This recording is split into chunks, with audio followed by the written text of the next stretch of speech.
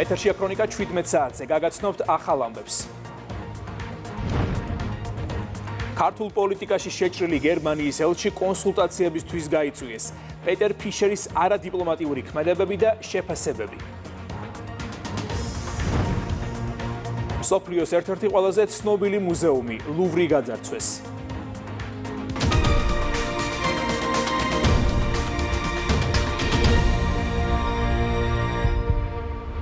18 საათზე შინაგან საქმეთა სამინისტროში ბრიფინგი გაიმართება, რომელსაც დაწყებისთანავე პირდაპირ ეთერში შემოგთავაზებთ.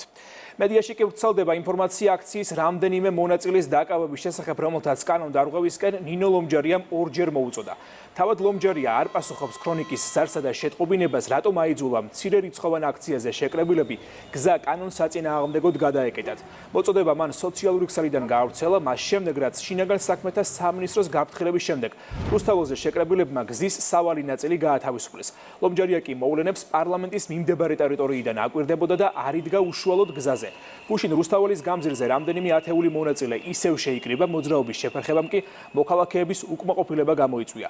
შინაგან საქმეთა სამინისტრომ შეკრებილებს მოუწოდა, რომ კანონის თანახმად დაუშვებელია ტრანსპორტის სავალი ნაწილის ხელოვნურად გადაკეტვა, თუ ამას არ მოითხოვს შეკრების ან მანიფესტაციის მონაწილეთა რაოდენობა.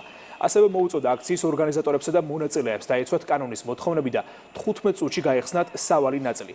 ლომჯარიას კანონსაწინააღმდეგო მოწოდებას ეთანხმებიან ნაციონალურ მოძრაობაში ქართული ოცნება და საპარლამენტო ოპოზიცია კი პასუხისმგებლობას სწორედ ლომჯარიას აკისრებენ.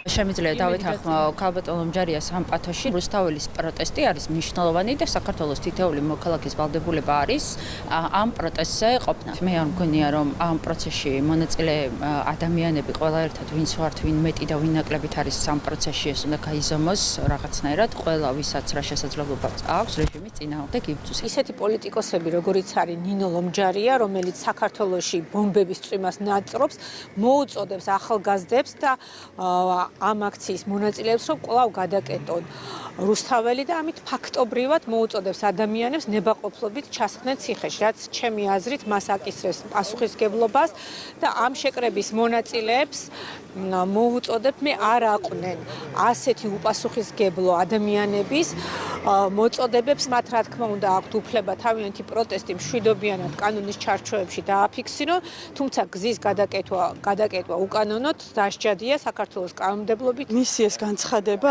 არის პირველ რიგში მოწოდება სამართალ დარღვევისაკენ, მაგრამ ყველაზე უფრო მძიმე ამ მოწოდებაში არის ის, რომ თავად წინა ფლანგზე გამოყავთ ის ახალგაზრდები, ის ენთუზიაზმით და მათ ემოციებზე მოქმედებენ, როდესაც წინა ხაზზე გამოყავდა თვითონ სხედან ძალიან წყნარად მაშინას, როდესაც ბომბების ცვენაზე მოუწოდებდა, ჩვენ ნახეთ, რომ ის მის პატრონებთან იყო გაქცეული. ეს არის დანაშაული, როგორც საკუთარი პასუხისმგებლობის წინაშე, ასევე ქვეყნის მიმართ. ყველა მსგავსი ტიპის განცხადება იქნება თუ დასამართალ დარღვევა, იქნება პასუხისმგებლობაში მიღებული. საქართველოსთან კონსულტაციებისთვის გაწვეული გერმანელი დიპლომატი პეტერ ფიშერი, რომელიც ქართულ პოლიტიკაშია შეჭრილი, გერმანიის საგარეო საქმეთა სამინისტრომ შემდგომი ნაბიჯების განსახილველად დაიბარა. ინფორმაცია გერმანიის საგარეო უწყებამ თავად გაავრცელა. პეტერ ფიშერი, რომ არადიპლომატიური საქმიანობის ნაცვლად რადიკალების მხარდამჭერად იქცა, ახალი არ არის მმართველი გუნდისა და საპარლამენტო ოპოზიციისთვის. გერმანიის საგარეო საქმეთა სამინისტრომ ელჩი ფიშერის გამოძახება გადაწყვიტა კონსულტაციებისთვის შემდგომი ნაბიჯების განსახილველად. ხვალ ევროკავშირის საგარეო საქმეთა საბჭო განიხილავს საქართველოს საკითხს. ბოლოდროინდელი ელჩის მიერ გადადგმული ნაბიჯები, წახალისებები, ძალადობრივი აქტივისტების წინააღმდეგება, როგორც ვენის კონვენციის ძირითად პრინციპებს, ასევე წინააღმდეგება ორ ქვეყანას შორის ურთიერთობების გამყარებას და გაძლიერებას. დიპლომატიურ ენაზე სხვადასხვანაირად შეიძლება ითარგმნოს ეს აქციელი, თუმცა ვხედავთ, რომ ეს აქციელი პირველ რიგში არის გერმანიის მხრიდან სახე შეუნარჩუნონ მათ დიპლომატს და მე იმედი მაქვს, რომ ეს იქნება კიდევ ერთი მაგალითი იმისა, თუ როგორ უნდა მოხდეს პატივისცემა და ურთიერთპატივისცემა ქვეყნის ინტერესების. ძალიან დიდი ალბათობით ეს უკავშირდება იმ კითხვებს, რომელიც ყველაზე დიდმა ოპოზიციურმა პარტიამ დასვა ხელისუფლების მიმართ და ასევე ევროპარლამენტარის მიერ გამოთქმულ მოსაზრებებთან დაკავშირებით. ძალიან ბევრი კითხვის ნიშანი ისმევა ამ დიპლომატის საქართველოში მოღვაწეობასთან დაკავშირებით, იმასთან დაკავშირებით, თუ რამდენად იგი არღვევს საერთაშორისო ვინის კონვენციას და ასევე საქართველოს ეროვნულ კანონმდებლობას. მე ძალიან დიდი იმედი მაქვს, რომ გერმანია ობიექტურად გამოიძიებს ყველა ამ გარემოებას და შესაბამისი სამართლიანი პოზიცია ექნება ამ ყველაფერთან დაკავშირებით. პეტერ ფიშერის საქართველოში სადაო საქმიანობასთან დაკავშირებით კითხვები გერმანულ პარტიას ალტერნატივა გერმანიისთვის აქვს, რომლის წევრების თქმით ვენის კონვენციის თანახმად აკრძალულია, რომ დიპლომატს ოპოზიციასთან ასეთი საუბრები ჰქონდეს. ახლა პარტია გერმანიის ხელისუფლებისგან კითხვებზე პასუხს ელის, ერევა თუ არა საქართველოს საქმეებში გერმანიის ელჩი, რის გამოც პერსონალური ზომები უნდა მიიღონ. პარტია მიიჩნევს, რომ დასაცავია საქართველოს სუვერენიტეტი მათივე პოზიციით, რასაც ევროკავშირი საქართველოსთან მიმართებაში აკეთებს, ცუდი არ რადგან ისინი ხალხის უმრავლესობის სურვილს არ აღიარებენ. ალტერნატივა გერმანიისთვის რეიტინგი კი რეკორდულ დონემდე გაიზარდა, ხოლო პარტიის თანათავმჯდომარე ალის ვაიდელი პირველად შევიდა გერმანიის 10 ყველაზე პოპულარული პოლიტიკოსის სიაში.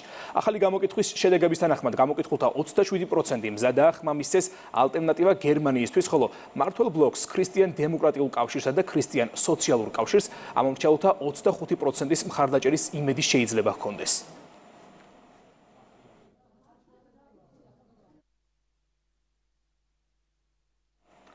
ევროკავშირის საელჩოს მიერ დაფინანსებული პროპაგანდისტული ვიდეო, რომელიც ზიზღის კამპანიის გაგრძელებაა. პარლამენტის თავმჯდომარე ელოდება შეფასებას და რეაქციას, რადგან შალვა პაპუაშვილის თქმით, სიძულვილის გაღუება ევროკავშირის საელჩოს ფულით ხდება. დაფინანსებულ ვიდეოში აქციის ერთ-ერთი მონაწილე ხელისუფლებას მოღალატეს და რუსის სტავლენიკს უწოდებს. ხელისუფლება მოღალატეა, რუსის სტავლენიკი, სიმსივნე. ადამიანების ზიზღით და მხვთვის მიზნის მქონე ამ პროპაგანდისტული ვიდეოს დამფინანსებელი ევროკავშირის საელჩოა. შეფასებისგან დღეს თავს შევიკავებ. ვნახოთ რა რეაქცია ექნება ევროკავშირის საელჩოს მისი ფულით სიძულვილის გაღუვებაზე. ამერიკის შეერთებულ შტატებში ეროვნული ბანკის პრეზიდენტმა და ფინანსთა მინისტრმა მაღალი რანგის შეხვედრები გამართეს. საუბარი სავალუტო ფონდთან მიმდინარე და სამომავლო თანამშრომლობა შეეხო. უახლოეს პერიოდში კი საქართველოში საერთაშორისო სავალუტო ფონდის მისიების ვიზიტებია დაგეგმილი. ქართულმა დელეგაციამ მსხვილი საერთაშორისო საინვესტიციო ფონდების წარმომადგენლებსა და ინვესტორებს საქართველოს მიმდინარე მაკროეკონომიკური ტენდენციები და საფინანსო სექტორში არსებული ვითარება გააცნეს. ჩვენ განვიხილეთ მიმდინარე და საომავლო პროექტები, ასევე პროგრამები, რომელიც საერთაშორისო სავალუტო ფონდთან გვაკავშირებს. ეს არის ტექნიკური დახმარების პროგრამები, მეოთხე მუხლის კონსულტაციის პროგრამა და ამ მიმართულებით შეგვიძლია ვთქვათ, რომ როგორც ბანკის, ასევე საერთაშორისო სავალუტო ფონდის მხრიდან გამოითქვა მზაობა აქტიურად გაგრძელდეს თანამშრომლობა, როგორც მიმდინარე პროექტების ფარგლებში, ასევე დაიგეგმა სამომავლო თანამშრომლობის ფორმატები. ველოდებით უახლოეს პერიოდში საერთაშორისო სავალუტო ფონდის მისიებს, მათ შორის განსაკუთრებით მნიშვნელოვანია ეგრეთ წოდებული მეოთხე მუხლის მიმოხილვა, რომელიც აჯამებს ჩვენს ეკონომიკურ მდგომარეობას.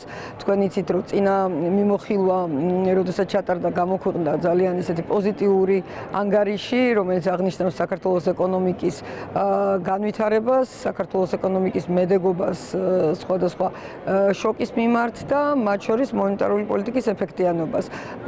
ჩვენ დარწმუნებულები ვართ, რომ შემდეგი მიმოხილვაც ასეთივე პოზიტიური შედეგებით დასრულდება.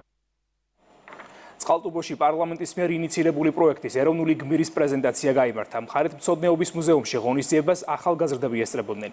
ისაუბრეს ნიკოლ ორთქიფანიძის ცხოვრებასა და მოღვაწეობაზე. პროექტი გმირის დღე როგორც საგანმანათლებლო, ასევე კულტურულ კომპონენტებს მოიცავს და მიზნად ქართველი გმირების შესახებ ცოდნის გავრცელებასა და მოზრდებში ისტორიული მეხსიერების შენარჩუნებას ისახავს. ახალგაზრდებს საშუალება აქვთ გაეცნონ ისტორიულ პიროვნებებს, რომელთა ცხოვრება და მოღვაწეობა კონკრეტულ რეგიონთანაა დაკავშირებული. პროექტი გმირის დღე სამცხე ჯავახეთიდან დაიწყო. მიხარია, რომ დღეს წყალტუბო მასპინძლობს ამ ღონისძიებას. ნიკოლ ორთქიფანიძე იყო თემა, რომლის შესახებაც მთხრობელმა ისტორიკოსმა ისაუბრა და ნიკოლ ორთქიფანიძის არა მხოლოდ როგორც საზოგადო მოღვაწე და ისტორიკოსის, არამედ როგორც ეროვნული გმირის, მართალი სიტყვის მთქმელის, რომელმაც მოგვიტანა ჩვენ დღევანდელობაში ძალიან მნიშვნელოვანი, ასე ვთქვათ, უნარები იმისა, რომ ჩვენ კიდევ უფრო უკეთესად დავიცვათ გააცვათ ჩვენი ქვეყანა. ჩვენ ვისაუბრეთ რატომ შეიძლება იყოს, რატომ შეიძლება უწოდოთ ნიკოლ ორთქიფანიძეს ეროვნული გმირი, საინტერესო იყო მოსწავლეების მოსაზრებები და ვფიქრობთ, რომ ასეთი ღონისძიებები არის აუცილებელი, რათა ჩვენს მოსწავლეებს კიდევ უფრო მეტად განუვითარდეთ ის უნარები, რაც საჭირო არის 21 საუკუნის საქართველოსთვის.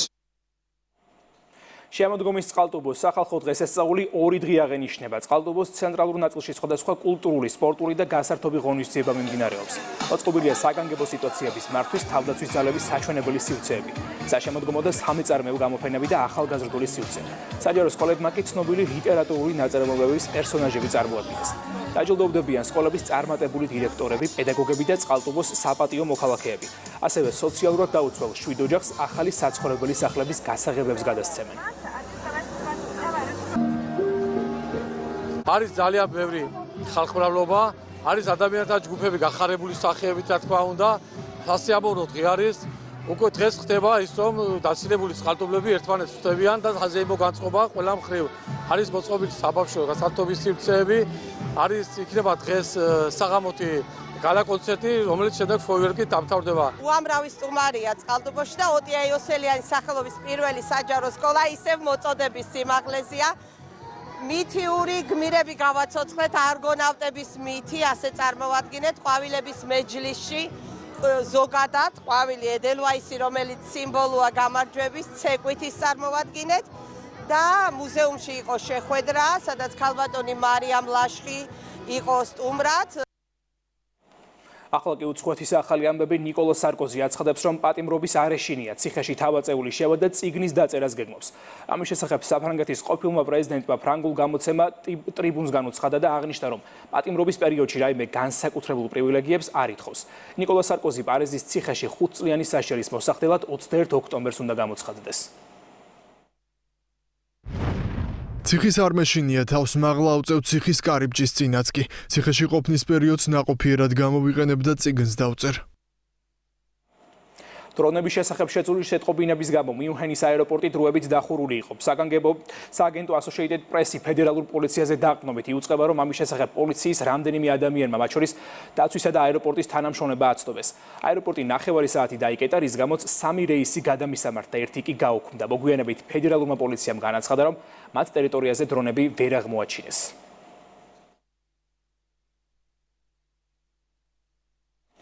ისრაელმა ღაზაში მიმდინარე ომს სახელი ოფიციალურად შეუცვალა და მას სიმბოლურად აღორძინების ომი უწოდა.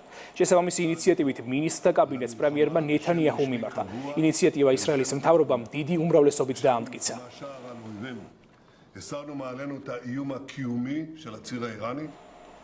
სერბეთის პარლამენტმა ანატრეშიჩ ბაბიჩი დროებით პრეზიდენტობის თანამდებობაზე დანიშნა. მას შემდეგ, რაც ბოსნია და ჰერცეგოვინის სასამართლომ ყოფილ პრეზიდენტს მილორად დოდიკს პოლიტიკური საქმიანობა აუკრძალა. ანატრეშიჩ ბიბიჩი დროებით პრეზიდენტი 1 თვის განმავლობაში იქნება. ის დოდიკის ახლო მოკავშირეა, ხოლო ახალი არჩევნები 23 ნოემბერს ჩატარდება.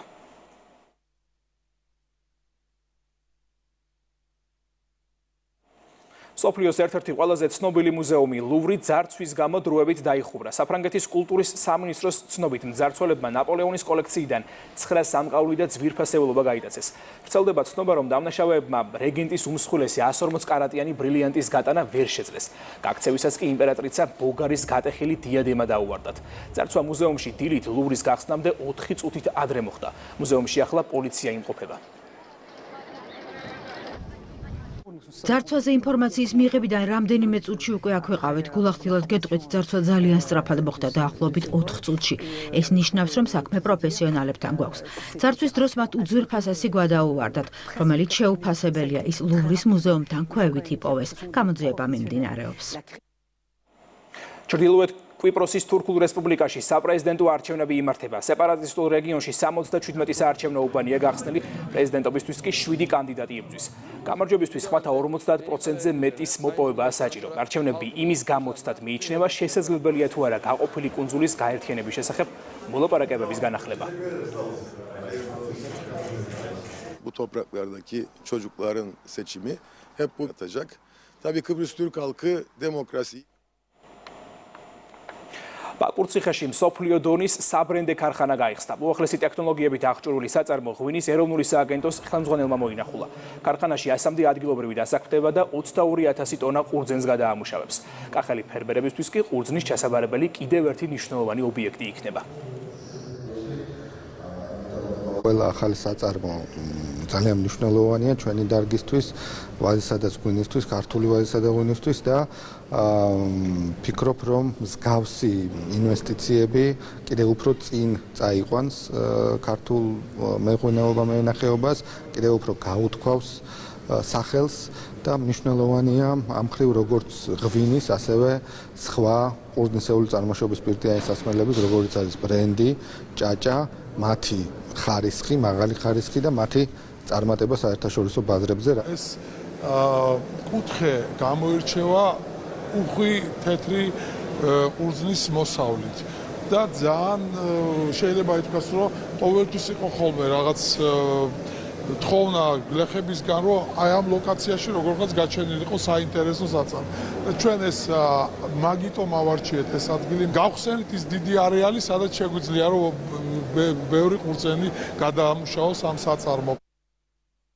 ქურთები კავკასიაში თბილისში საქართველოს ქურთული ასოციაციის ორგანიზებით მეორე საერთაშორისო კონფერენცია გაიმართა, რომელსაც დიასპორის წარმომადგენლები 20-ზე მეტი ქვეყნიდან ესწრებოდნენ. განიხილეს სამხრეთ კავკასიის, ცენტრალური აზიის და ევროპის დიასპორებში ქურთული ენისა და კულტურის გადარჩენისა და განვითარების კონკრეტული მექანიზმების იმპლემენტაციის საკითხები. კონფერენციას საქართველოს პარლამენტის წევრი ისკო დასენი, ერაყის ქურთისტანის წარმომადგენლობა, ცნობილი ქურთი მეცნიერები და მეცენატეები ესწრებოდნენ.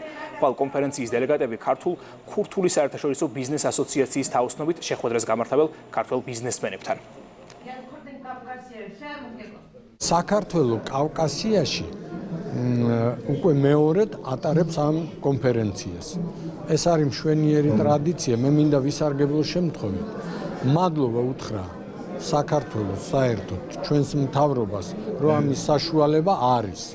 და ეს გაგრძელდება. აქ ძირთადად არიან ისეთი პროფესორები, დოქტორები, რომელიც განიხილავენ ქურთი დიასპორის ცხოვრებას მათ სახელმწიფოებში, თუ როგორ არის დღევანდელი ქურთების მდგომარეობა. ჩვენი მსხვერპლად აღვნიშნავთ, რომ საქართველოში იმდენად კარგად ავართ, რომ ესეთი კონფერენციები ტარდება. მადლობა საქართველოს მთავრობას, რომ მოგცა საშუალება შევხვედროდით მსოფლიოდან ქურთულ საზოგადოებას. ჩვენთვის ძალიან მნიშვნელოვანია ჩვენი ენის და კულტურის შენახვა და ინტეგრაცია სხვადასხვა ქვეყნების საზოგადოებაში. რაც შეეხება საქართველოს, არის არაჩვეულებრივი ქვეყანა, რომელიც ქურთებს ძალიან გვეხმარება. ამსტერდამის აიაქსის და დინამო თბილისის ლეგენდების მატჩი დინამო არენაზე თბილისური კლუბის 100 წლის იუბილეს მიეძღვნება. მეტოქე გუნდების რიგებში სხვადასხვა თაობის გამორჩეული ფეხბურთელები ითამაშებენ. მსოფლიო ფეხბურთის ერთ-ერთი ყველაზე ტიტულოვანი კლუბი აიაქსი საქართველოს დედაქალაქს პირველად სტუმრობს. მატჩის მონაწილეებმა პრეს-კონფერენციაზე მოახლოებული დაპირისპირების ბოლო დინებზე ისაუბრეს. შემდეგ აიაქსის ლეგენდარულმა მოთამაშეებმა ფრანკ დე ბურმა, ბრაიან ბაბელმა და მარკ ვან დერ სტეკელენბურგმა გულშემატკივრებისთვის ავტოგრაფები დაარიგეს. ქართულ ნიდერლანდური პირისპირება დღეს 19 საათზე დაიწყება. საქართველოში ჩამოსვლა ყოველთვის განსაკუთრებით მიხარია, რადგან აქ ყოველთვის თბილად ხვდებიან.